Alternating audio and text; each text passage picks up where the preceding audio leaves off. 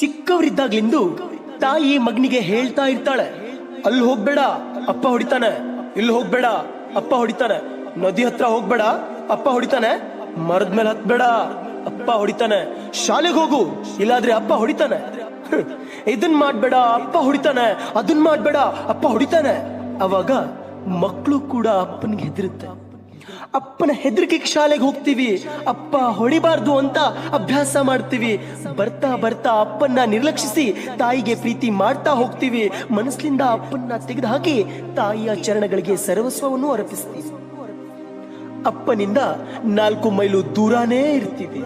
ಮಕ್ಕಳು ತಾಯಿ ಬಗ್ಗೆ ಹಾಡು ಹಾಡ್ತಾರೆ, ಮಕ್ಕಳು ತಾಯಿ ಬಗ್ಗೆ ಕವನ ಬರೀತಾರೆ. ಆದ್ರೆ ಯಾವ ಮಕ್ಕಳು ತಮ್ಮ ಅಪ್ಪನ್ನ ಹಾಲಿನ ಕೆನೆ ಅನ್ನಲ್ಲ, ಗುಡಿ ಮೇಲಿನ ಗೋಪುರ ಅನ್ನಲ್ಲ. ಅಪ್ಪನ ಬಗ್ಗೆ ಮಾತಾಡಕ್ಕೆ ಮಕ್ಕಳ ಹತ್ರ ಶಬ್ದನೇ ಇರಲ್ಲ. ಮಕ್ಕಳು ಆಟ ಆಡ್ಬೇಕಾದ್ರೆ ಕಾಲಿಗೆ ನೋವಾದಾಗ ಮಕ್ಕಳು ಅಪ್ಪ ಅನ್ನಲ್ಲ, ಅಮ್ಮ ಅಂತಾರೆ. ಅಮ್ಮ ಮನೆಯಲ್ಲಿದ್ರೆ ಮನೆ ತುಂಬಿದಂಗಿರುತ್ತೆ, ಅಪ್ಪ ಮನೆಯಲ್ಲಿದ್ರೆ ಅದು ಸ್ಮಶಾನದ ಶಾಂತತೆ. ಮಕ್ಕಳು ಆಣೆ ಹಾಕಿದ್ರು ತಾಯಿ ಮೇಲೆನೆ ಹಾಕ್ತಾರೆ, ಅಪ್ಪ ಆಣೆ ಹಾಕಿಸ್ಕೊಳ್ಳಕ್ಕೂ ಲಾಯಕ್ಕಿರಲ್ಲ ರೀ. ಅಪ್ಪ ಇರ್ತಾನೆ, ಕೇವಲ ಮಕ್ಕಳ ಹೆಸರು ಮತ್ತು ಅಡ್ಡ ಹೆಸರಿನ ನಡುವೆ ಮಾತ್ರ.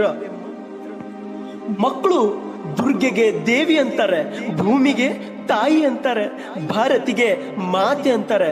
ಆದ್ರೆ ಅಪ್ಪ ಮಾತ್ರ ಈ ಭೂಮಿಯಿಂದ, ಈ ದೇಶದಿಂದ, ಮಕ್ಕಳ ಮನಸ್ಸಿಂದ ಯಾವಾಗ್ಲೂ ದೂರನೇ ಇರ್ತಾನೆ. ಅಪ್ಪ ಅಂದ್ರೆ ಬಹಳ ಕೆಟ್ಟವನು, ಬಹಳ ನಿರ್ದಯಿ, ಏನೂ ಕೊಡಿಸದವನು, ಕಠೋರ ಮನಸ್ಸಿನವನಾಗಿರ್ತಾನೆ. ಅಪ್ಪ ಅಂದ್ರೆ ಮಕ್ಕಳ ಕನಸಲ್ಲಿ ಬರುವ ಬಲೂನು ಮಾತ್ರ. ಅಪ್ಪ ಅಂದ್ರೆ ಹಣ ನೀಡುವ ಯಂತ್ರ ಅಷ್ಟೇ. ಅಷ್ಟ್ ಕೆಲ್ಸ ಆದ್ರೆ ಆತನ ಉಪಕಾರ ಮುಗಿತು. ಹೀಗೆಲ್ಲ ಇದ್ರು ಯಾಕ್ರಿ ಅಪ್ಪ ಸತ್ ಮೇಲೆ ಮಕ್ಕಳ ಹೃದಯ ಕುಗ್ಗುತ್ತೆ? ಯಾಕ್ರಿ ಮಕ್ಕಳ ಕಣ್ಣಿಂದ ನೀರ್ ಬರುತ್ತೆ? ಯಾಕ್ರಿ ಆ ಮಕ್ಕಳಿಗೆ ಅನ್ಸುತ್ತೆ ಇಡೀ ಭೂಮಿನೇ ಕುಸಿದ ಹಾಗೆ? ಯಾಕ್ರಿ ಅನ್ಸುತ್ತೆ ಆ ಮಕ್ಕಳಿಗೆ ನಾವೇನೋ ಕಳ್ಕೊಂಡ್ವಿ ಅಂತ? ಯಾಕೆ ಅಳ್ತಾರೆ ಅಪ್ಪ ಸತ್ರೆ? ಯಾಕ್ರಿ ಹೆದರುತ್ತೆ ಆ ಜೀವ ಅಪ್ಪ ಹೋದ್ಮೇಲೆ?